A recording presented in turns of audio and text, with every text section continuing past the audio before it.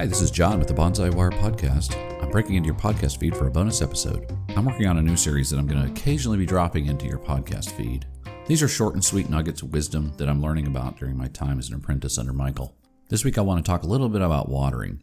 We're planning on covering watering and fertilizing in depth in a new episode, a full episode with all the others.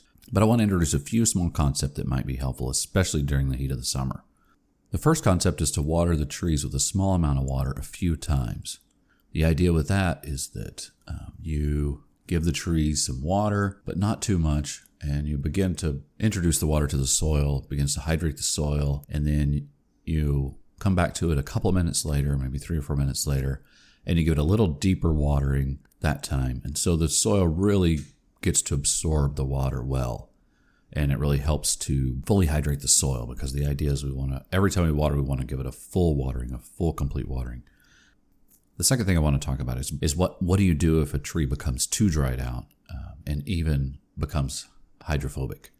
So if you water the tree and the soil beads off of the tree, or you notice even within an hour the tree looks dry again, or you're having problems with the tree staying moist after you've watered it, then you're probably running into some deep watering problems. The core is dried out, or your soil has become hydrophobic, because a couple of the soils we use often become hydrophobic if they get too dry.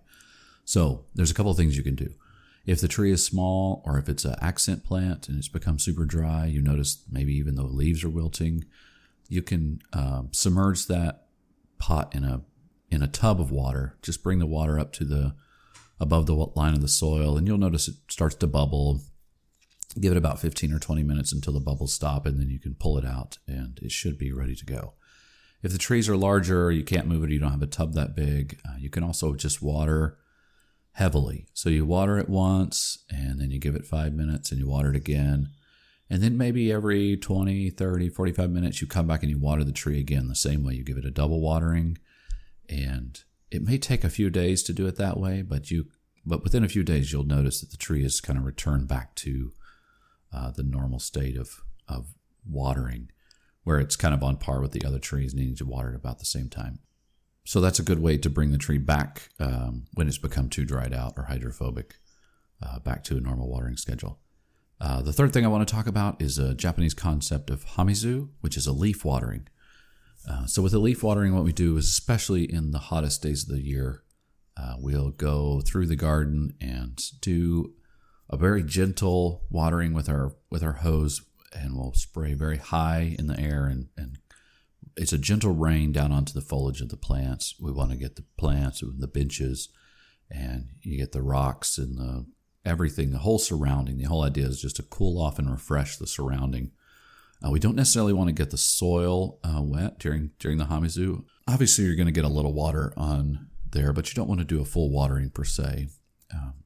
So you want to just cool the whole area, and we might do this 4 or 5 times during the day in a hot day, and kind of even into the early evening, especially if it's going to be high temperatures overnight. We want to kind of cool things off, give them refreshing going into the night. So we don't want to get the soil too wet, because then it can kind of deceive us into if the tree needs a full watering. So you want to really be cautious with this procedure, so that you're getting the surroundings and the foliage really nice and wet, but not necessarily the soil, so that you can still read the soil, so that your trees aren't getting dry deep down in. Because one of the fears of either doing a single watering or doing a hamizu is that the top layer of the soil gets wet and then it gets dry down inside, but you don't notice that because the top looks wet. Okay, I think that'll do it for our tips. Thank you so much for my teacher Michael for all these helpful ideas. You can find information and more on his blog at crataegus.com. That's CRATAEGUS.com. We would also like to hear some of your questions about watering, fertilizing, and hydration, anything related to that. We're going to be doing a full episode like I mentioned, so please submit your questions to talk@bonsaiwirepodcast.com, and we're going to do our best to address questions that you have. Finally, if you're listening to this podcast in a podcast app like Apple, please give us a 5-star rating so that we can be seen by more people more easily. And if you've enjoyed hearing our podcast, please spread the word and help others connect with us. Okay, I think that'll do it for this week. Stay safe out there. Bye.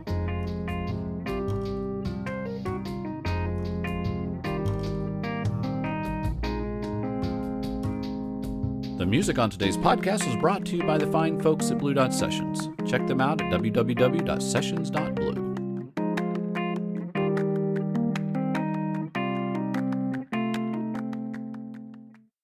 One last thing I have to come clean on. I've really enjoyed making advertisements, but they're not real. Sorry. Hope you enjoyed them, though.